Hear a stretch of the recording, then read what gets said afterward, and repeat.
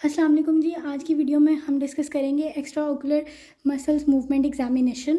इसमें बेसिकली ये होता है, बहुत ही इंपॉर्टेंट स्टेशन है। ऑलमोस्ट हर ऑस्पी में रिपीट हो रहा होता है वर्ड टेस्ट में, और जो प्रॉफ की ऑस्पीज़ हैं उसमें भी बार बार ये सारे स्टेप्स परफॉर्म करना इंपॉर्टेंट है, वरना जो है वो मार्क्स डिडक्ट हो जाते हैं आपके। होता ही है बेसिकली कि बच्चों को मेन स्टेप्स का तो पता होता है, लेकिन उनको ये नहीं पता होता कि वो कौन सी मूवमेंट करवाते हुए कौन सा मसल आई का जो है वो चेक कर रहे हैं। इससे ये होता है कि अगर तो इंडिविजुअल कमांड आपको मिली हो कि किसी एक आई का जो है वो lateral rectus superior oblique inferior oblique check करें, तो आपको नहीं पता होता कि कैसे चेक करेंगे, क्योंकि आपने पूरा एग्जामिनेशन एज इट इज़ याद किया होता है। और अगर आपको रिजल्ट्स को इंटरप्रेट करने का कह दिया जाए तो भी आपको नहीं पता होता कि कौन सी आई में क्या एबनॉर्मेलिटी थी, कौन से मसल जो है वो एबनॉर्मल थे। तो इसमें हम सारे स्टेप्स भी डिस्कस करेंगे डिटेल से, और ये भी डिस्कस करेंगे कि कौन सी मूवमेंट करते हुए हमारे पास कौन सा मसल जो है वो इन्वॉल्व हो रहा है। ठीक है, शुरू करते हैं। बिस्मिल्लाहिर्रहमानिर्रहीम। सबसे पहले आपने क्या करना है, पेशेंट को इंट्रोडक्शन और कंसेंट आपने बताना है। अस्सलाम वालेकुम, मेरा नाम डॉक्टर इफ़रा है, मुझे आपकी आंखों का मुआयना करने के लिए कहा गया है। इसमें आपको किसी किस्म की कोई तकलीफ़ नहीं होगी।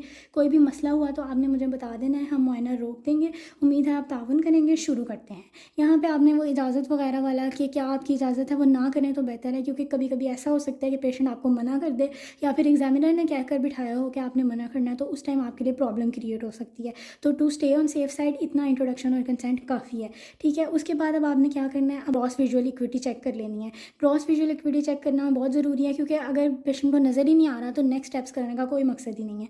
तो आपने सबसे पहले कमांड देनी है, आप पीछे देखें, दीवार नज़र आ रही है आपको, ये क्या चीज़ है?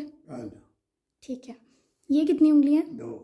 ठीक है, यहाँ पे ग्रॉस विजुअल इक्विटी आपकी चेक हो गई है। अच्छा, इसके बाद जो है वो क्या इंपॉर्टेंट बात है कि आपने जो है सबसे पहले ये देख लेना है कि पेशेंट की राइट आई कौन सी है, लेफ्ट आई कौन सी है। आधे सेकंड का काम है, जल्दी से आपने अपने माइंड में ज़रूर इस चीज़ को कंफर्म कर लेना है, क्योंकि ऐसा होता है कि अगर बाद में आपसे एग्जामिनर किसी एक आँख की इंटरप्रिटेशन पूछ ले, या नॉर्मेलिटी आपने किसी एक आँख की बतानी हो, बच्चों को पता ही नहीं होता कि आँख है कौन सी, राइट थी लेफ्ट थी, या अगर आपको कमांड ही सिर्फ राइट लेफ्ट की मिली है तो भी नहीं पता होता। इसका बड़ा आसान सा मेथड आपको बताने लगी हूँ। आपने अपने माइंड में ये लेकर आना है कि आप लिखते कौन से हाथ से। ठीक है, यूजुअली लोग जो है वो राइट हैंड से लिखते हैं, डोमिनेंट हैंड उनका वही होता है। तो ये मैं इस हाथ से लिख रही हूँ, ये मेरा राइट हैंड है। इसके सामने पेशेंट की जौन सी वो आई है वो कौन सी है, वो लेफ्ट आई है। ठीक है, उसके बाद जौन सा मेरा ये वाला हाथ बच गया है, ठीक है, तो इसके सामने पेशेंट की कौन सी आई है, इसके सामने पेशेंट की राइट आई है। तो इस तरह आपको पता चल गया। अच्छा, इसके बाद अब आपने जो कमांड ने दे दी थी, पेशेंट को बता दिया था कि आपने क्या करना है। अब आप हेड स्टेबलाइज करेंगे उनका। ठीक है, अच्छा, अब आपने जो है ना, ये हम अब लेफ़्ट साइड पे जब मूव कर रहे हैं, इसको लीवो वर्जन कहते हैं। इसमें लेफ़्ट आई है उसका लेटरल रेक्टस, राइट आई का मीडियल रेक्टस चेक करते हैं। अब हम ऊपर मूव करेंगे तो हमारे पास जो इनकी लेफ़्ट आई है उसका सुपीरियर रेक्टस, और राइट आई का इन्फीरियर ओब्लिक चेक करेंगे। नीचे आएंगे, नीचे जो हमारे पास इनकी लेफ़्ट आई है उसका हम जो है वो इन्फीरियर रेक्टस और राइट आई का सुपीरियर ओब्लिक चेक करेंगे। ठीक है, उसके बाद अब आपने क्या करना है, अब आपने यहाँ पर आ जाना है। सेंटर में आने के बाद आपने अपना हैंड जो है वो चेंज करना है।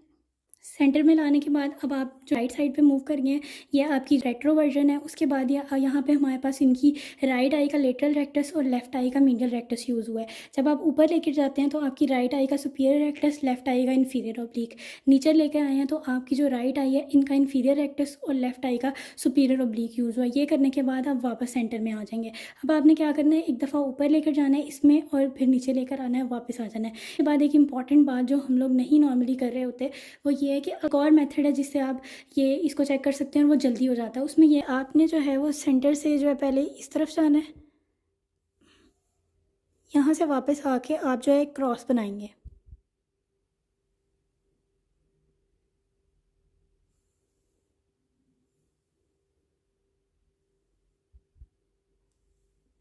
अब इसमें क्या हुआ कि ये ही 4 ओब्लीक मूवमेंट्स में और 2 जो आपने हॉरिजॉन्टल मूवमेंट किए हैं, इसमें भी आपके एक्स्ट्रा ओकुलर मसल सारे चेक हो जाते हैं। तो बेसिकली क्या है कि टोसिस वाले प्रैक्टिकल में या फिर स्क्विंट वगैरह में भी आपको एक्स्ट्रा ओकुलर मसल मूवमेंट्स वो आपने पहले करने होते हैं। ठीक है, तो उसमें यह है कि आपको आपका टाइम बचता है, तो आप ये वाला मेथड भी कर सकते हैं। तो अच्छा, इसके बाद बच्चे समझते हैं कि यहाँ पे ख़त्म हो गया, लेकिन यहाँ तो बहुत इंपॉर्टेंट स्टेप्स रहते हैं। अब अगला जो है वो हमारे पास है वर्जेंस। ठीक है, इसमें आपने कन्वर्जेंस और डाइवर्जेंस देखनी होती है। आपने पेशेंट को कमांड देनी है, आप पीछे दीवार की तरफ देखें। ठीक है, उसके बाद अब आप ये पेन की तरफ देखें। ठीक है। ये कहने के बाद आपने इनके नाक की तरफ लेके जाना है, तो आपको दोनों आँखें नेज़ली मूव करती हुई नज़र आ जाएंगी।